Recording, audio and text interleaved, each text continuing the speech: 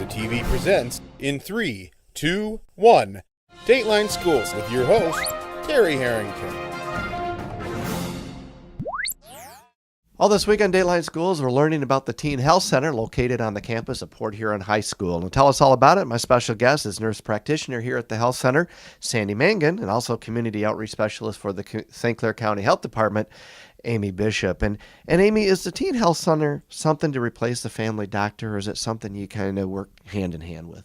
We do not want to replace a family doctor. We always really encourage families to be linked up with a medical home or a PCP. What we're here to do is supplement that, and for those who don't happen to have a provider, we're here for them. Do you get referrals from the local pediatricians, or do you make referrals to the pediatricians, depending on the student situation?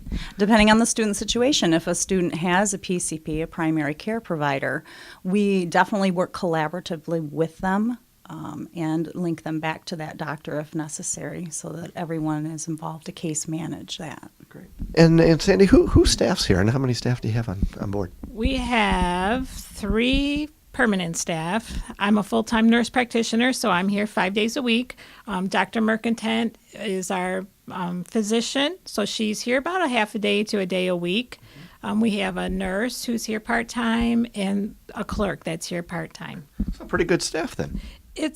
We work hard, but yeah, it's good staff.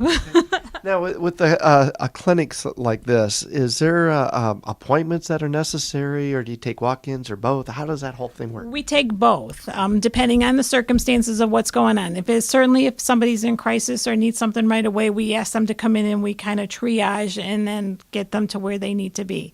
Appointments are always preferred because then we can schedule and devote that specific time for that individual's needs. Walk-ins we try to accommodate as best as we can.